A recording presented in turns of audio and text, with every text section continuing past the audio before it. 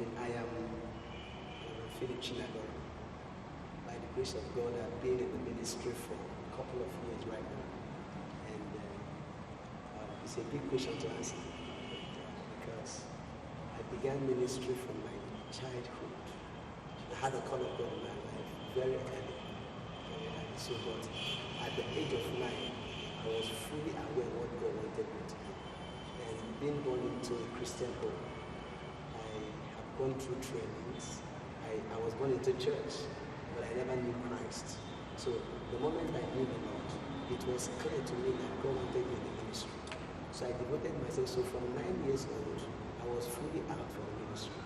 And in knowing the Lord, I also discovered that God had something for me in the ministry. So from 9 years, I have already began working with the Lord. And by 11, we started our programs, crusades, and the rest of that. Visited lots of cities. So I was an evangelist from the age of 9. And I was in that ministry for almost 10 years, the evangelistic ministry. We went to market evangelism, church programs, traveled out of the country for program, ministry in different places until I began to feel the Lord leading me to begin to disciple the people. So it was that discipleship vision that brought about the Bethel City. So my pastoral ministry began almost 10 years after my evangelistic ministry. Yes, thank you. Okay, sir. Being one of the most outstanding ministers in Ebonyi State, how have you been able to survive the heat and the challenges of the ministry? Ministry in Ebonyi State, particularly, is very challenging. Okay. I came to Ebonyi State somewhere around 2004, December 2005. I met a city that is, I call it Red City. Okay. Yes, Red City, because everywhere were mud, and the gospel has not really penetrated the city, okay, like other cities. So you could find these resentments, okay. It was like a hard crack on a very stony ground. And for me, I just told myself, the very day I got into Ebonyi State, I looked at the city and I sized it up in my heart. Okay. Yes, I sized it up. I told myself Ebonyi State is a room, okay, and it can be contained in my heart. It will not swallow me. Because I had to ask questions. What about the ministers in the town? What's going on? Who is the most outstanding minister of the gospel? And the stories I heard were frightening. Okay. So I told myself, I am coming for the difference. I am coming not to submit to the norm. So I got into prayers. I did what I call prayer march. I went to the mountains, walk around the city, keep telling Ebonyi State we are smaller and I am bigger. Yes, like the Joshua and Caleb. They are to me like grasshopper. I am to them like giants. And I knew I was coming in to bring a change and a difference, because if you can't change people's mindsets, the way they perceive and see things, you can't change them. So Jesus talked about the swine. Okay, if you clean up the swine, okay, it will go back to the same place you cleansed it from. So what you want to do is not trying to clean it up, but to change him from the inside, so that it becomes a different entity. The Bible calls it renew the mind. So that was the first assignment I had to do. And if you ever kept pets like dog, sometimes you want to clean it up or you want to help remove something, it bites you. Okay? Now, it's not supposed to bite, but it's biting because it's a nature. But after a whole while, okay, it begins to be acquainted with you. So in the process of bringing change, okay, trying to bring in what we call the new wine, the new system, okay, people call it the new generation. Of course, this is a new generation and we have to worship God in this new generation, okay. So trying to bring in new concepts, new way of ministry, I had a lot of fights. First misconception came from the religious sector. Lots of pastors did not understand me.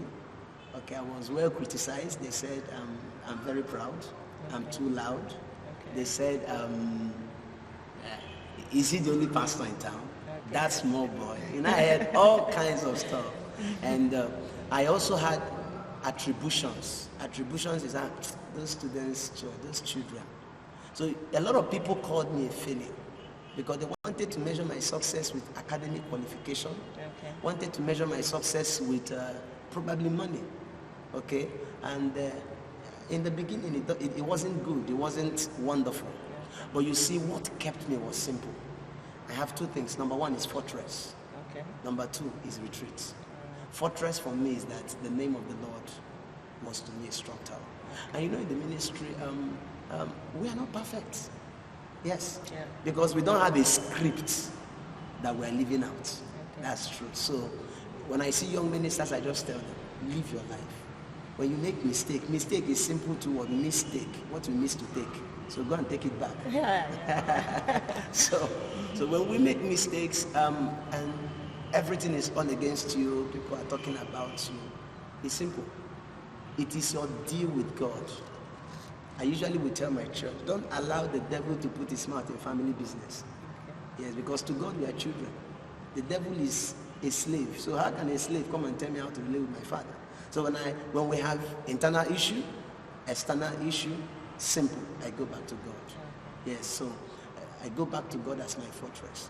And number two, sometimes I do have to withdraw, give enough time to meditation, stay inside, and I can tell you 100% of the time it has worked.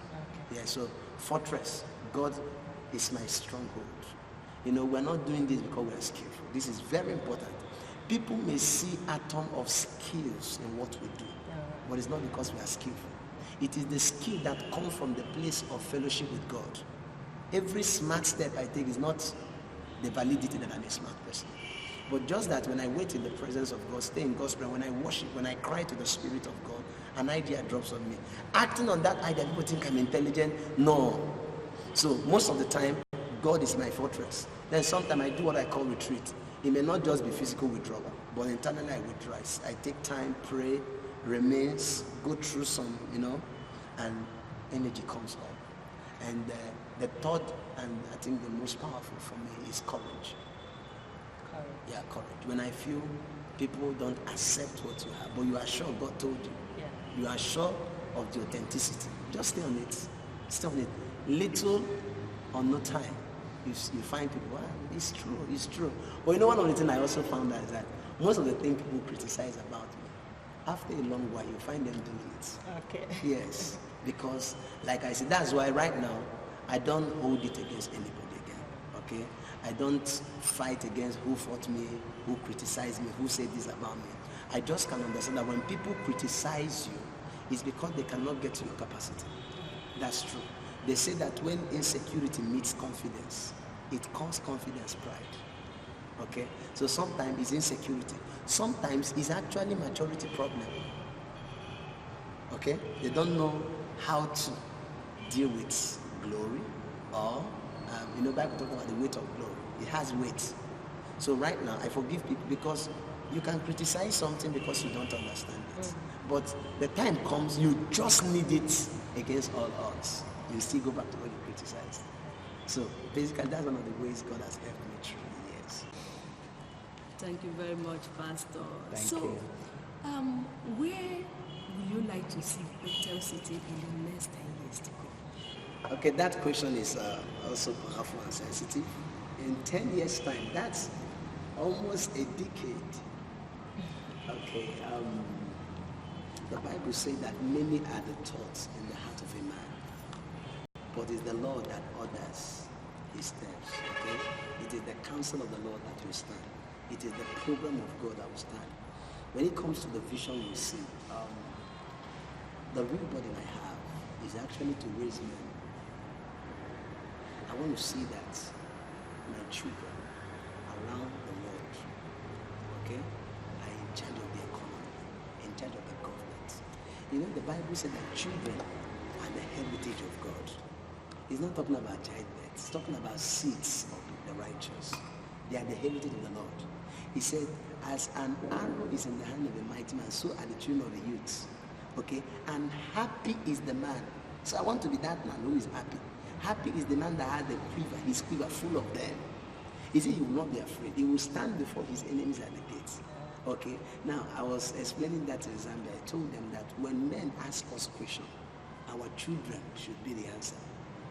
I shouldn't have time to be answering all those questions people throw on media, throw around. What do you think? You know, like I told my church sometime, I say, when they ask you, all this your useless church you go, whatever, I say, tell them that our transformation is the proof of our gospel. So in Bethesda, we will say that our testimony is the story of transformed lives. So we don't have to make mouths. A certain time, people came to Jesus. Is that John? He said, are you the one? Should we look for another? I expect that when the Messiah comes, he will liberate me from this and that. You know what John said? Jesus said. Jesus said to the disciples, come follow me.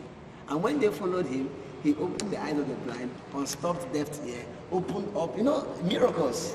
And then Jesus said to the disciples, something very instructive. He said, go and tell John what you heard. Show him what you saw. So that means that our results are actually the answer. So I'm looking at that in 10 years' time, God would have raised unto us sons and daughters that he can trust to take the nation. Sons and daughters he can trust to take over the economy. Okay? I'm particularly right now, at this point of my life and ministry, I don't like the superstar concept. Yes. We are kingdom of stars. Okay? I want to see my children rise and do what I've done. And do that with me. I want to stand on the same platform with my children and doing great things. So in 10 years' time, I see more churches.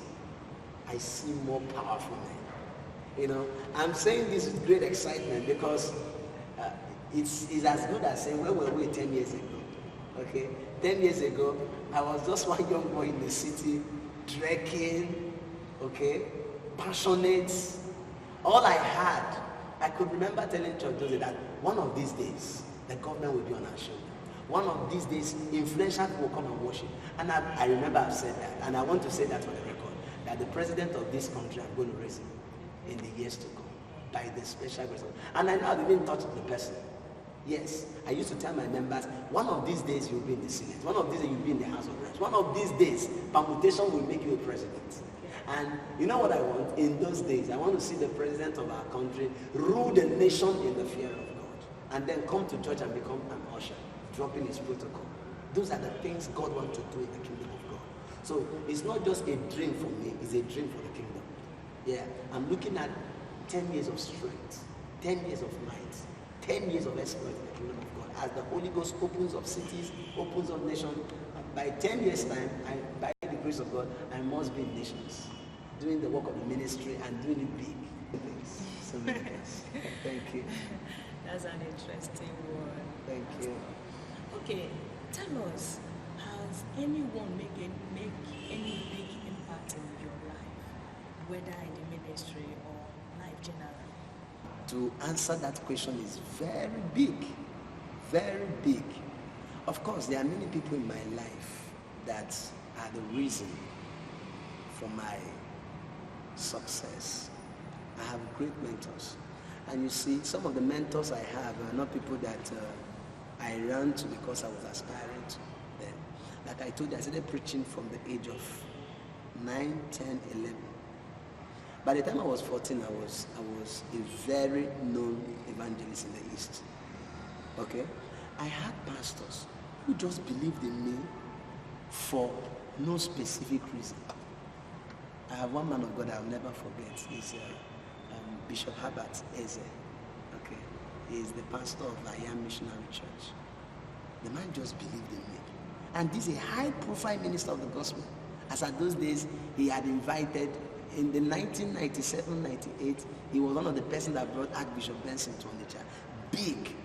So for him to grant me his platform, open up his house, open up his heart, it was big time.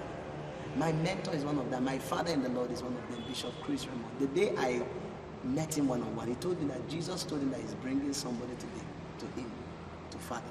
And, he opened up to me. Spoke so deep. I don't want to start. I don't measure life materially. Okay? Real wealth is not money. Real wealth is internal. So I have to start from the people who touched my spirit the most. and gave me that leverage to now go get the money, get the people, get the influence. So my bishop has played a great role in my life. Okay, each time I look at him, I usually tell my church that the man looks like Jesus to me. I look at his face, I see Jesus, so calm and so welcoming, so understanding. Okay, he gave me that opportunity to be what I am, and of course, some other great people God has linked me to. I've seen great men that are very humble. Great men, Apostle Benga Ikwafe, very great man. I never believed I could have a relationship with him, but it turned out that wow, he welcomed me. Okay, Apostle Ansel Madibuko. The first time I went to his office, he was looking at me. He said, "I sense that God is going to use you to do great things in the Eastern Nigeria." And then he prayed for me. Those were big resources for me. Okay, 2003, I had the privilege of meeting Pastor Biodun Fatoyimbo, the pastor of Koza, and the welcome was amazing. One of the days I went to see him, he whispered to my ear, "Wait by the side, you are going home with me tonight." And I said, "What?" He took me to his house, and we had a 2 hours full conversation. He said, "Ask me any question you want." And I could see his heart open literally. And at the end of the day, he prayed for me, and he asked the Lord that the same success that he has in ministry, that I should have it. I left, and I said, I won't see his face again until I've been able to produce the result of that prayer. Talk about when I met Dr. Mais. I have to be sincere to you. The secret of the money I have today and the wealth I see in ministry came from the grace of Dr. Mobile. I don't know whether we have all the time to be able to talk about that, because it's a huge story. 2011, Dr. Mobile came to Abakaliki. He was preaching for the pastor in Ogoja Road, Assemblies of God. And this is somebody that even from my mother's womb I heard about him. I have great respect for Dr. Mobile. I have great love for him. In fact, when I was young, part of the anointing of my ministry came from just watching him, listening to his testimony. I just got stirred. Dr. Ma did so much in me without seeing him. So this is my first time to have him in a crusade, and I'm going to be there live. And I was already a pastor in town, so 2011, and I just sensed that it's going to be one of the best hotels in town. As at then, that was Grace Court. And I quickly went to Grace Court, and I intercepted. I asked them, I wanted to see Dr. Ma. And they said, no, doctor said, you don't have to see anybody. He doesn't want to see anybody. He wants to rest. I said, no, tell him that I came to give him an offering. I just want to give him an offering. And the moment they called, they said, let him up. Now, on a Saturday night, I knew I would see him. So I prepared myself that on Sunday, I'm going to take special offering. I'm going to take seed offering. I'm going to take sacrifice. I'm going to gather all that we are able to have in church, and I'm going to plant it into his anointing. So that Sunday, we wrecked everything we had. And I'm ashamed to say it was not up to 50,000, but it was just close to 50,000. I packed everything, 10 naira, 20 naira, 50 naira, all the money we had in church. And straight away, I went to sow my seed in Dr. Omar, because I understand grace. I understand grace. Elijah was passing by the side of a woman. And the woman said, I perceive this is a great man of God. Let's build him a house. Let's give him a table, a candle, a bed. Do you know that it was that altar that she raised that made her to have a child? So I knew that if God will give me the opportunity to meet Dr. Ma, like the woman said, I can but touch the hem of the garment. And I told myself, if Dr. Ma can pray for me, I'm done. I'm okay. I am multi-graced. Great men has laid hands on this head. My head is not empty. That's why when people try to pull me down, I tell them, I'm not standing by you. I'm not even standing by myself. I'm standing by multiple grace. I am multiple graced. So, you know what happened that day? As I knocked in his room, he opened the door. He asked me, young man, what's the name of your church? Who is your father? How many is the members of the church? I told him. And he stretched forth his hand to collect the offering like Melchizedek. As soon as he took the offering, he said, Lord, open for him a one-man school where he is the student and you are the lecturer. And let all the grace that has followed me be upon him. At that prayer, I'm telling you the truth, it was like they took a tank of water and fixed inside my body. I was heavy. I stood up from that prayer. I knew something has changed. On the Sunday, this is an important point. One lady I can never forget all my life. Her name is Chinyere Onyawone. She loved the ministry, and I couldn't tell why. I happened to live with her in the same hostel. She said, I like this pastor, but I've never met a man who loves the Lord this way. So she has always nursed in her heart to be a blessing to me. The first generator I used in church, she bought for us. Some of the stuff those days she did, but this time she was to serve. She was in Abuja already. She has said that business is doing well, and we have lost contact. So she came to Abakaliki to do her clearance and worshipped with us on that Sunday morning. This is just 1 week. Dr. Ma was leaving. Now, while she was in church, she said the Lord asked her to give me 1 million.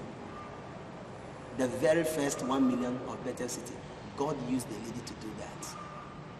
And I was so inspired. I can't forget that liberal heart. That lady loves the Lord. I've never seen a lady with soul. She's like Magdalene for me. She loves God to extravagance. Okay, now she gave me that money, and when she left, 2 weeks later she called. She said the Lord asked her to give me, that the one she gave was for the church, that she should give me my personal offering. She gave me 500,000. Interesting. Now, in just less than 1 month, by the laying of hands of an apothecary, of a great man, the moment that hand came on my life, I knew I had more than 2-point-something million. And to crown it all, in that same month, a young man bought a Jeep, and he just said, I felt like giving it to you. Just give me anything. I said, anything. I said, don't tempt me with good things. I like good things a lot. And he said, anything. I just went and withdrew 400,000 to take a Jeep that was bought about 1.7 million those days. And that was the first car I ever drove. And you know what? I was the first pastor in Abakaliki that had to drive a Jeep. As at that time, especially in the Pentecostal cycle. And it was amazing. But people felt like I was proud. It was grace working out. So many impact in my life. And also,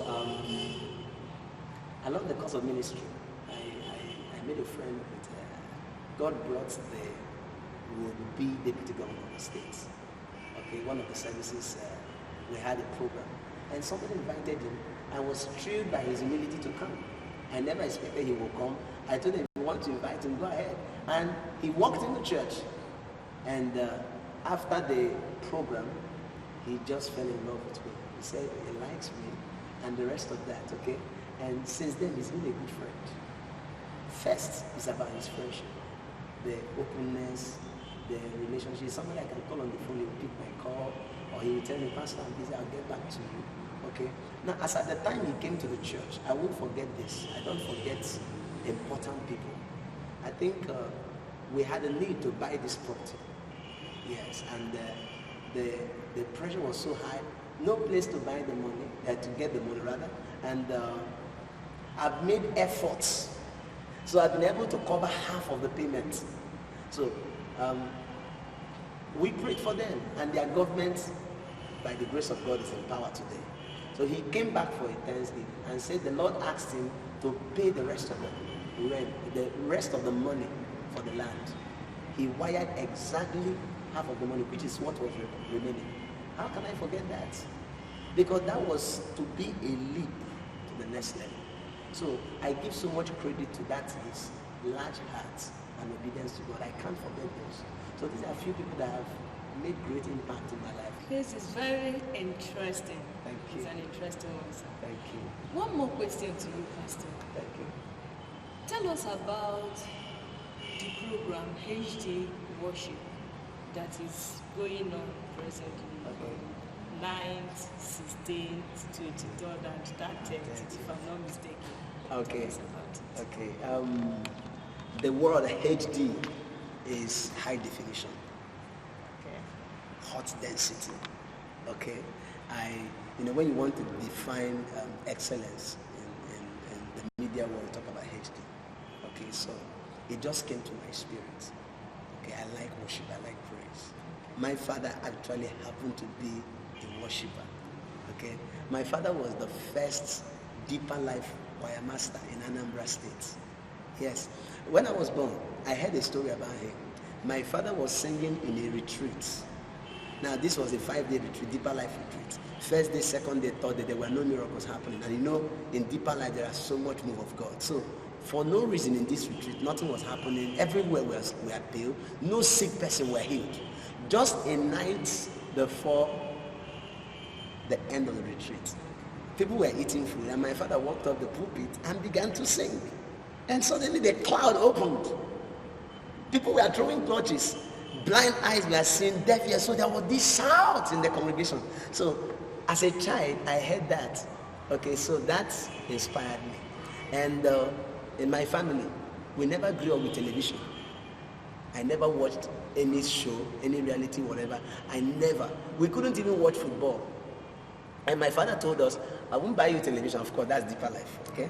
I said, we're not going to buy you television, but to prove to you that I'm not poor, it's not that I don't have money to buy television. He bought more than 4 keyboards in our house. He plays the piano. Okay? So right now, about 3 of my brothers plays the keyboard. One of them is one of my in church. So I just fell in love with worship.